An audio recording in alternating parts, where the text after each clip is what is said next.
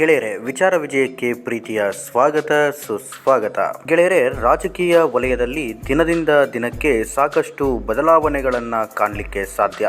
ಅದೇ ತರಹ ದಿಢೀರನೆ ಕೇಂದ್ರ ಸರ್ಕಾರದಲ್ಲೊಂದು ಮಹತ್ತರ ಬದಲಾವಣೆ ತಲೆ ಎತ್ತಂತೆ ಕಾಣುತ್ತಿದೆ. ಸಾಕಷ್ಟು ವರ್ಷಗಳ ನಂತರ ಕೇಂದ್ರ ಬಿಜೆಪಿಯಲ್ಲೀಗ ಈ ರೀತಿಯ ಗುಸುಗುಸು ಪಿಸುಪಿಸು ಪ್ರಾರಂಭವಾಗಿದೆ. ಅದೇನಂತೀರ, ಈ ಬಾರಿಯ ಸಚಿವ ಸಂಪುಟದ ವಿಸ್ತರಣೆಯಲ್ಲಿ ಹಲಬರಿಗೆ ಕೋಕ್ ಕೊಟ್ಟು ಹೊಸಬರಿಗೆ ಮಣೆ ಹಾಕುವ ಸಾಧ್ಯತೆಗಳಿವೆ ಎಂಬುವಂಥದ್ದು ಬಹಳ ಚರ್ಚೆಗೆ ಕಾರಣವಾಗಿದೆ. ಅದಷ್ಟೇ ಅಲ್ಲ, ಇಲ್ಲಿ ಬಹಳಷ್ಟು ದಶಕಗಳ ಬಳಿಕ ಮತ್ತೊಮ್ಮೆ ಆ ಪವರ್ಫುಲ್ ಹುದ್ದೆ ಮರುಕಳಿಸಲಿದೆ, ಸಂಪುಟ ಸೇರಲಿದೆ ಅಂತಕ್ಕಂಥದ್ದು ಬಹಳ ಕುತೂಹಲವನ್ನ ಮೂಡಿಸಿದೆ. ಈ ಒಂದು ಹುದ್ದೆಯ ಮರುಸ್ಥಾಪಿಸುವುದರ ಮೂಲಕ ಇವರೇ ನನ್ನ ಮುಂದಿನ ಸಾರಥಿ ಎಂಬುವಂತಹ ಸಂದೇಶವನ್ನ ಶ್ರೀಯುತ ನರೇಂದ್ರ ಮೋದಿ ಅವರು ಕೊಡ್ತಾ ಇದ್ದಾರೆ ಅಂತಕ್ಕಂಥದ್ದು ಎಲ್ಲ ಸಾಮಾಜಿಕ ಜಾಲತಾಣಗಳಲ್ಲಿ ಕೇಂದ್ರ ಸರ್ಕಾರದಲ್ಲೀಗ ನಾಯಕತ್ವ ಬದಲಾವಣೆಗಳಾಗುವ ಸಾಧ್ಯತೆಗಳಿವೆ ಎಂಬುವಂತಹ ಸುದ್ದಿಗಳು ಹರಿದಾಡ್ತಾ ಇದೆ. ಯಾಕಂದ್ರೆ ಈಗಾಗಲೇ ನರೇಂದ್ರ ಮೋದಿ ಅವರಿಗೆ 75 ವರ್ಷಗಳು ತುಂಬಿರುವುದರಿಂದ ಅವರ ಜಾಗಕ್ಕೆ ಮತ್ತೊಬ್ಬ ಹೊಸ ನಾಯಕನನ್ನ ಆಯ್ಕೆ ಮಾಡುವುದು ಕೇಂದ್ರ ಬಿಜೆಪಿಯ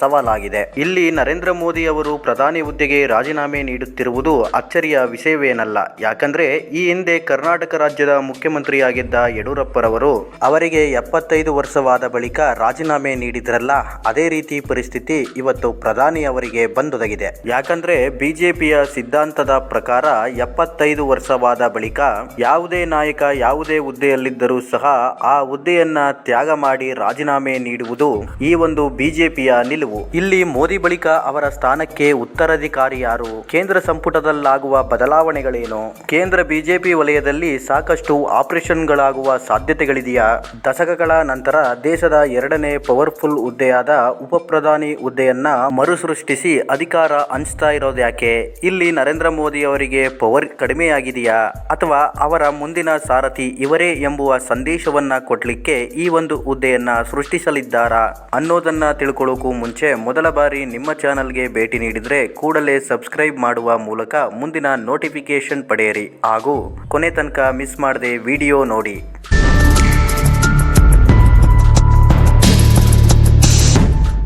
ಗೆಳೆಯರೆ, ಸಾಮಾನ್ಯವಾಗಿ ಅಧಿಕಾರ ಹಂಚಿಕೆ ಅನ್ನೋದು ಎಲ್ಲರ ನಿಲುವುಗಳಿಗೆ ಎಲ್ಲರನ್ನ ಸಮಾಧಾನಿಸುವ ಅಸ್ತ್ರ ಅನ್ನೋದು ನಮಗೆಲ್ಲ ತಿಳಿದಿರುವ ಸಂಗತಿ.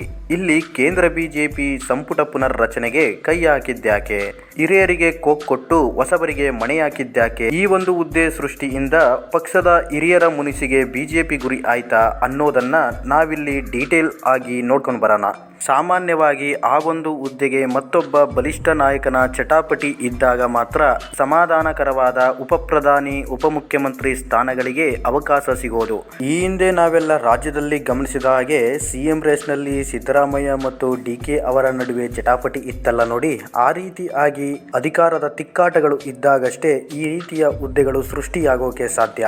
ಕೇಂದ್ರ ಬಿಜೆಪಿಯಲ್ಲಿ ಅಂತಹದೊಂದು ಚರ್ಚೆ ಸದ್ಯದಲ್ಲಿ ಮೇಲೆದ್ದಂತೆ ಕಾಣ್ತಿದೆ. ಯಾಕಂದ್ರೆ ಇಲ್ಲಿ ನರೇಂದ್ರ ಮೋದಿ ಇಂದಲ್ಲ ನಾಳೆ ಅಧಿಕಾರದಿಂದ ಇಳಿಲೇಬೇಕು, ತದನಂತರ ಆ ಹುದ್ದೆಗೆ ಸೂಕ್ತವಾದ ವ್ಯಕ್ತಿ ಯಾರು ಅನ್ನುವಂತಹ ಪ್ರಶ್ನೆ ಸಾಕಷ್ಟು ಜನರಲ್ಲಿ ಗೊಂದಲ ಹಾಗೂ ಸಾಕಷ್ಟು ಬಲಿಷ್ಠ ನಾಯಕರಲ್ಲಿ ತಿಕ್ಕಾಟಗಳನ್ನುಂಟು ಮಾಡಬಹುದೆಂಬ ಮುಂದಾಲೋಚನೆಯಿಂದ ನರೇಂದ್ರ ಮೋದಿ ಅವರು ಈ ಒಂದು ಉಪಪ್ರಧಾನಿ ಹುದ್ದೆಯನ್ನ ಮರುಸೃಷ್ಟಿಸಿ ಅಲ್ಲಿಗೊಬ್ಬ ನಾಯಕನನ್ನ ಆಯ್ಕೆ ಮಾಡಿದ್ದೇ ಆದರೆ ಅವರ ಮುಂದಿನ ಸಾರಥಿ ಇವರೇ ಎಂಬ ಸ್ಪಷ್ಟ ಸಂದೇಶವನ್ನ ಜನರಿಗೆ ಹಾಗೂ ನಾಯಕರಿಗೆ ನೀಡಿದಂತಾಗುತ್ತೆಂಬ ಆಲೋಚನೆ ಏನಾದರೂ ನರೇಂದ್ರ ಮೋದಿ ಅವರಲ್ಲಿದೆಯಾ ಅನ್ನೋದು ಬಹಳ ಗೌಪ್ಯವಾಗಿದೆ. ಈಗಾಗಲೇ ಬಿಜೆಪಿಯ ಮೂಲಗಳಿಂದ ಸಿಕ್ಕಿರೋ ಮಾಹಿತಿ ಪ್ರಕಾರ ಈ ಒಂದು ಉಪಪ್ರಧಾನಿ ಹುದ್ದೆಗೆ ಅಮಿತ್ ಶಾ ರವರನ್ನ ಸೂಚಿಸಲಾಗಿದೆ, ಅವರೇ ಮುಂದಿನ ನರೇಂದ್ರ ಮೋದಿ ಅವರ ಸಾರಥಿ ಎಂಬಂತೆ ಬಲ್ಲ ಮೂಲಗಳಿಂದ ವರದಿಯಾಗಿದೆ. ಇಲ್ಲಿ ಅಮಿತ್ ಶಾ ರವರನ್ನ ಉಪಪ್ರಧಾನಿ ಹುದ್ದೆಗೆ ಆಯ್ಕೆ ಮಾಡಿ ಹಿರಿಯ ನಾಯಕರ ಮುನಿಸಿಗೆ ಅಂದ್ರೆ ರಾಜನಾಥ್ ಸಿಂಗ್, ನಿತಿನ್ ಗಡ್ಕರಿ ರವರ ಮುನಿಸಿಗೆ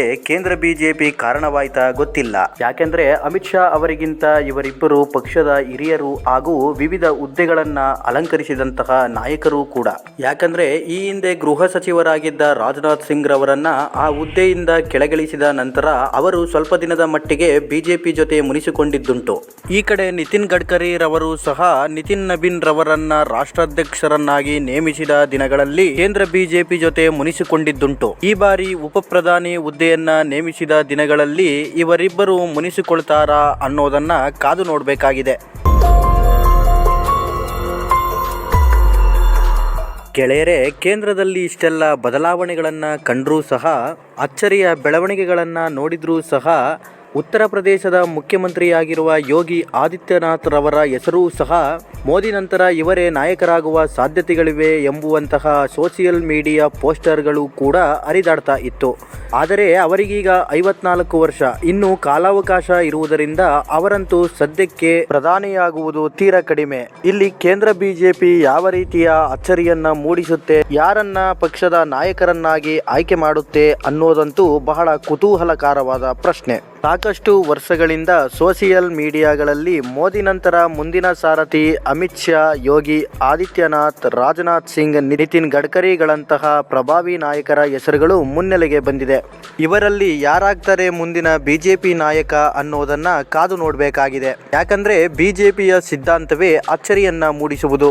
ಈ ಹಿಂದೆ ಬಿಜೆಪಿಯ ರಾಷ್ಟ್ರಾಧ್ಯಕ್ಷರ ನೇಮಕದಲ್ಲೂ ಸಹ ನಿತಿನ್ ನಬೀನ್ ರವರನ್ನ ಆಯ್ಕೆ ಮಾಡಿ ಅಚ್ಚರಿಯೊಂದನ್ನ ಮೂಡಿಸಿತ್ತು. ಆ ರೀತಿಯ ಅಚ್ಚರಿಯ ಹೆಸರು ಈಗಲೂ ಸಹ ಕೇಳಿಬರುತ್ತಾ ಅನ್ನೋದನ್ನ ಕಾಲವೇ ಉತ್ತರಿಸಲಿದೆ. ಆದರೆ ಇಲ್ಲಿ ಉಪ ಪ್ರಧಾನಿ ಹುದ್ದೆಗೆ ಬಹುತೇಕವಾಗಿ ಅಮಿತ್ ಶಾ ರವರನ್ನೇ ಆಯ್ಕೆ ಮಾಡಲಾಗಿದೆ ಎಂಬಂತಹ ಮಾತುಗಳು ಬಿಜೆಪಿಯ ಮೂಲ ವಲಯದಲ್ಲಿ ಹರಿದಾಡ್ತಾ ಇದೆ.